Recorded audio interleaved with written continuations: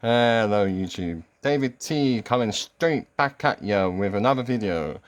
In tonight's video, I'll be discussing PlayStation 5's and Xbox Series X less than stellar sales, and yeah, they're not as good as what people made out to be. I did a video on them not underperforming a while ago, and I'm just following up with another video on that. Here we have an article. It says PS5 and Xbox Series X launch sales weren't as great as they seemed. Here's why. Let's go into it. PS5 and Xbox Series X failed to beat the launch sales of their last-gen counterparts, exactly what I reported in my video a few days ago. It reported that 4.2 million PS5 consoles were sold since November the 12th, and just 2.8 million Xbox Series X S consoles were sold since Microsoft's next-gen systems launched on November the 10th. That means the PS5 actually matched the launch sales of the PS4, while combined sales of Microsoft's Xbox Series X and Xbox Series X were slightly behind the Xbox One, which sold 2.9 million units during the same time frame. But here is the snag. PlayStation 4 the PlayStation 4 wasn't out in Japan at that time. So let's read this. While it might seem like a good result for Sony, it's not quite as clear-cut as it seems. The PS4 managed to reach 4.2 million sales without any help from the Japanese market when it launched in November 2013. So, the PlayStation 5 is behind the PS4. It's already out in Japan.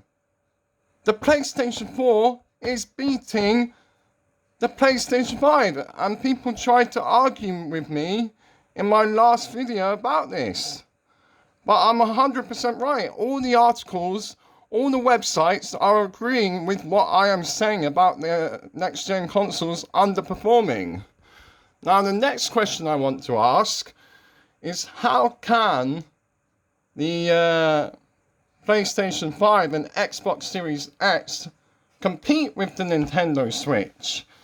All this time before the next-gen consoles were out, it was always, how can the Nintendo Switch compete with next-gen? That's not the question. The question is, how can next-gen compete with the Nintendo Switch? Yes, that's right. How can the Nintendo Switch be beat? It can't. But the PlayStation and Xbox have to try something. And I've got some ideas of what they might try.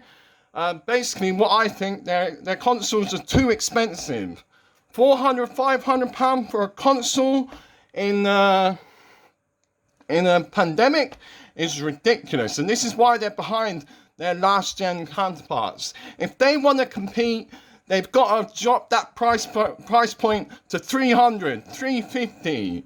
You know, guys, if they want to compete, if they want to catch up to Nintendo, they've got to drop that price. I want to see a 300, 350 price point. You know, guys. And another thing that they need to do, they actually have to have some games in the chart. Nintendo games are dominating the charts week after week after week, month after month, year after year. And they sell full price as well. PlayStation and Xbox need some games that aren't over in just a month. They need some evergreen titles, you know? They need to compete because they're fighting for second place as it stands.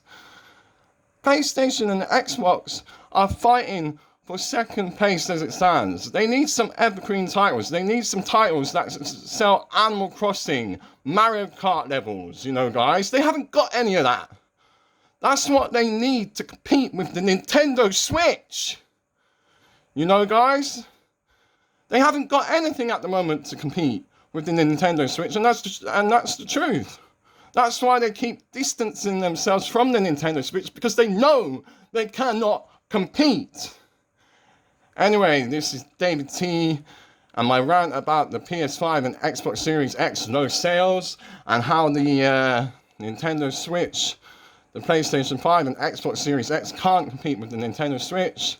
Don't forget to leave a comment, a like, and dislike if you dislike the video.